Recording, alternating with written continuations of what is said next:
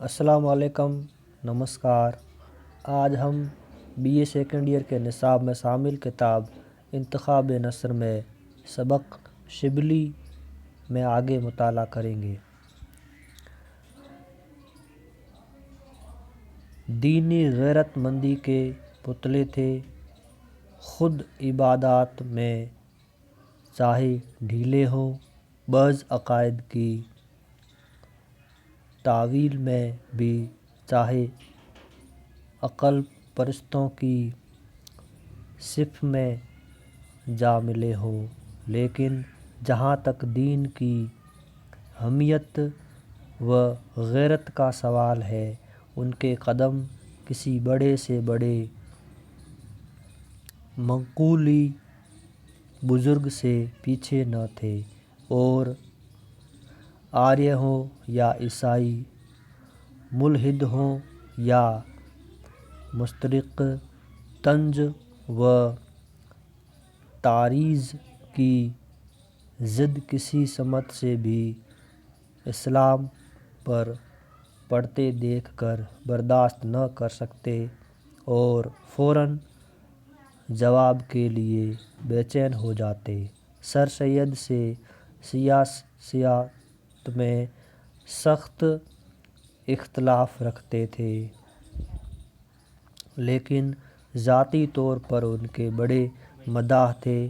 ان کی سیرت و کردار کی پختگی، ان کی اصول پرستی، ان کے ایثار اور ان کے حب اسلام کی داد برابر دیتے رہتے۔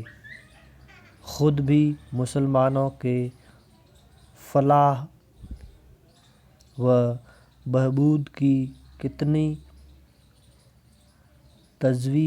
تجویزیں سوچتے رہتے، کتنے منصوبے بناتے رہتے، اور جہاں تک بس چلتا ان پر عمل بھی کر گزرتے۔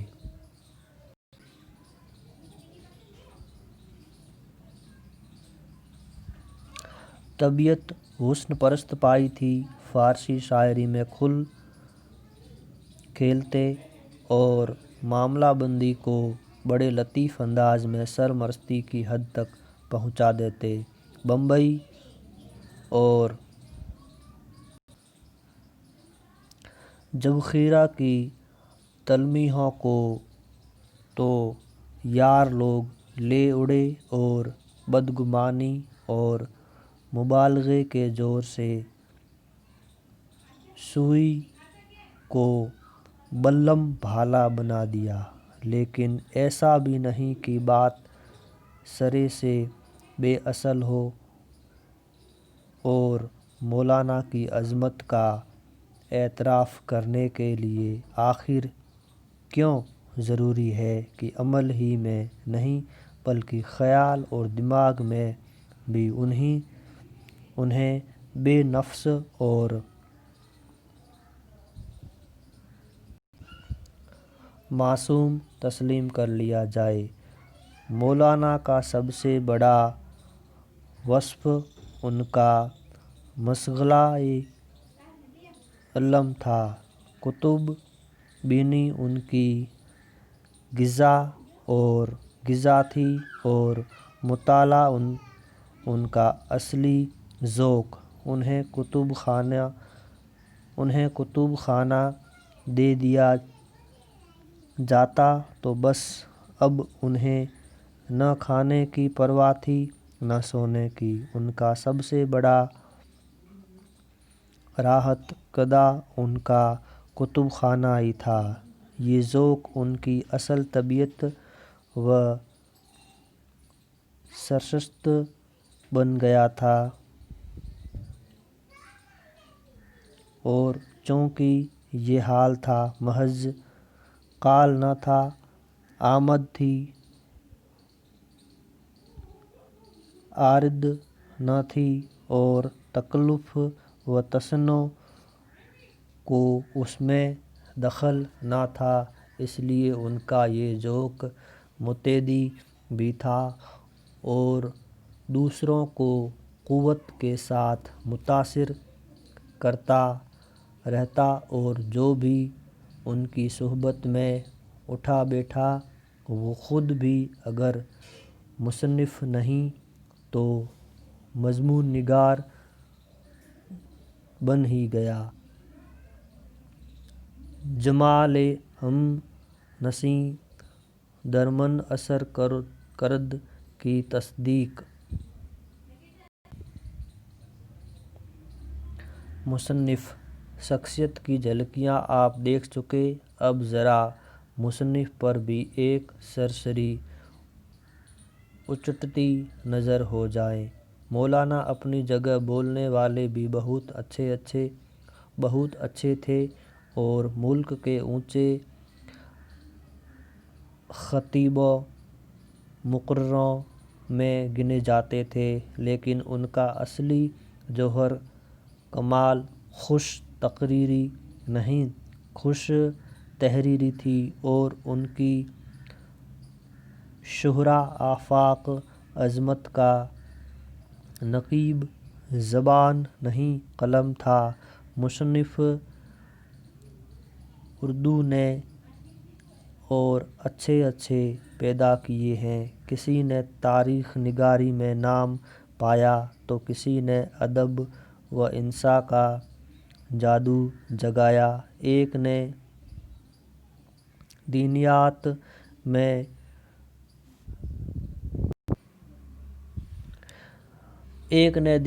میں اللہ و رسول کے فرمان سنائے تو دوسرے نے قصے کہانیوں کے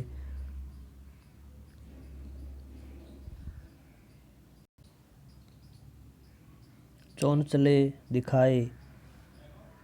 تنوع یار نگارنگی کی دولت شبلی ہی کے نصیب میں آئی، تاریخ ہو یا سوانح نگاری، شعر ہو یا نقد شعر، کلام ہو یا فلسفہ، جس موضوع پر بھی قلم اٹھایا، اب چاہے وہ چھوٹا سا مقالہ ہو یا بڑی سی کتاب، لکھنے کا حق ادا کر دیا۔ مستقل کتابیں لکھیں تو وہ اپنے موضوع کے لحاظ سے ایک دوسرے سے اتنی الگ، جیسے ایک طرف شعر العجم اور مولانا انیس و دبیر، دوسری طرف شعر النعمان اور الفاروق اور الغزالی اور سوانح مولانا روم، اور سب سے بڑھ کر سیرت، تیسری طرف الکلام اور علم الکلام، اور چوتھی طرف متفرق مقالے جیسے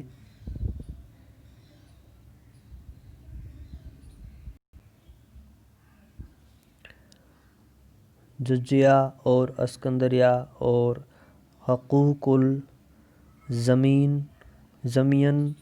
اور مسلمانوں کی گزشتہ تعلیم 20 کیا 50 کی تعداد میں، پانچویں طرف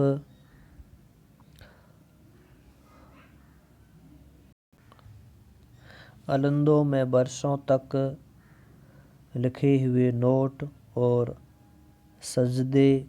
شجرے اور سالہا سال تک لکھے ہوئے شاگردوں، عزیزوں، دوستوں کے نام خط، چھٹی طرف عربی میں لکھا ہوا جرجی زیدان کی تنقید و تردید میں الانتقاد، 6 سمتوں کے بعد تو اس 6 جہت میں کوئی سمت باقی ہی نہیں۔ اس سارے ضخیم دفتر میں جہاں سے جس نوشتے کو بھی اٹھا کر دیکھ لیجیے، مصنفی کے اونچے معیار سے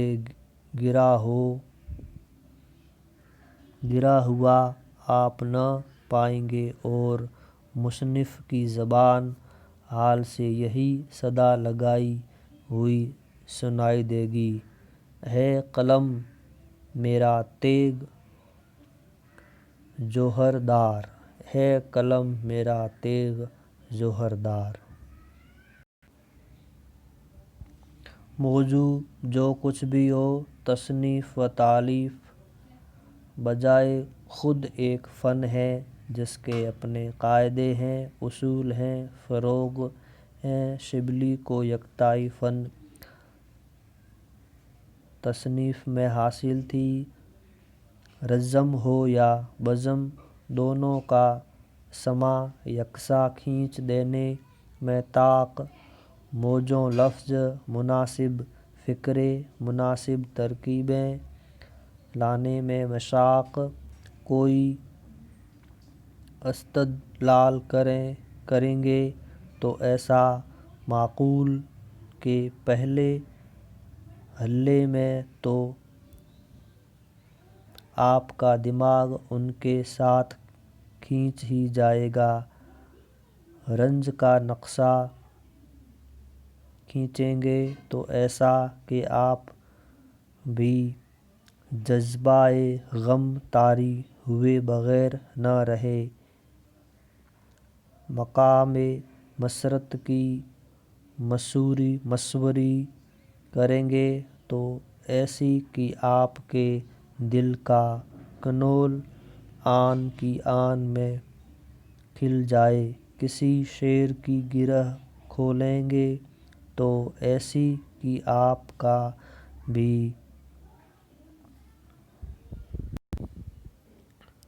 وجدان جھوم جھوم اٹھے۔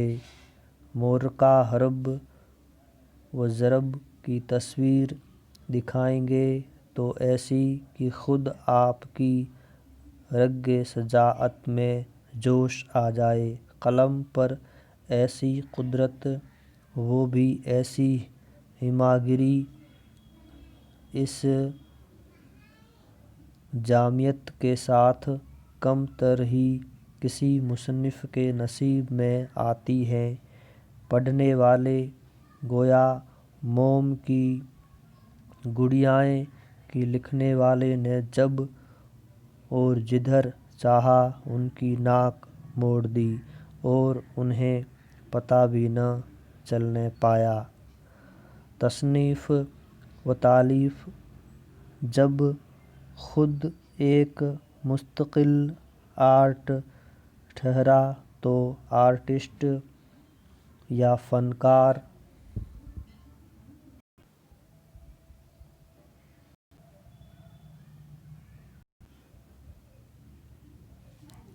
کے لیے لازم ہے کہ اسے ناظرین یا باتمکین کی طبیعت پر، ذبذب پر، نفسیات پر پورا عبور حاصل ہو۔ عبارت دقیق ہو، ثقیل نہ ہو، سادہ ہو، پھیکی نہ ہو، سلیس ہو، سپاٹ نہ ہو، سنجیدہ ہو، خشک نہ ہو، عام فہم ہو، عامیہ نہ ہو، لطیف ہو،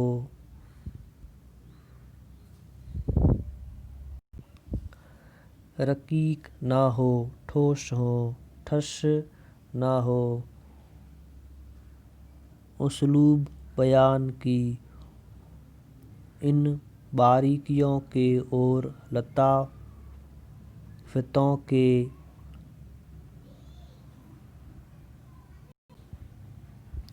نزاکتوں کے محرم راز تھے۔ ہر جگہ انہیں خوب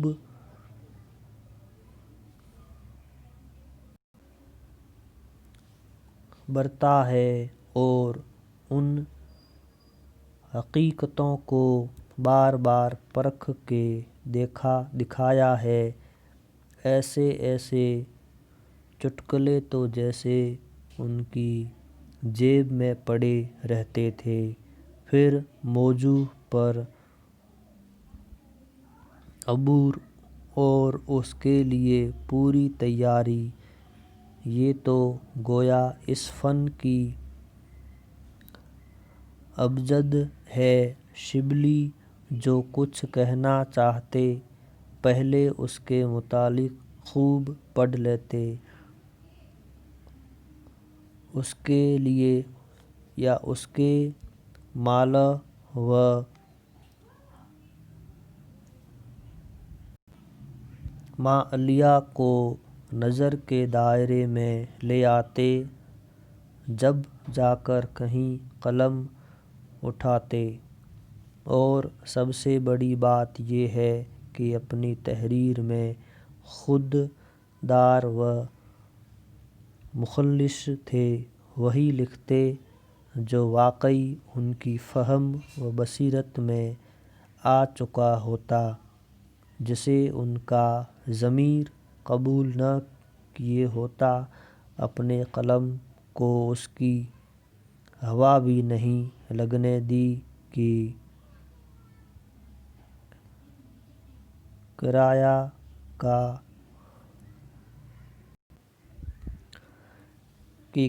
کا ٹٹو بن کر رہ جائے، اور جس کا جو جی چاہے فرمائش کر کے اسے لکھوا لے۔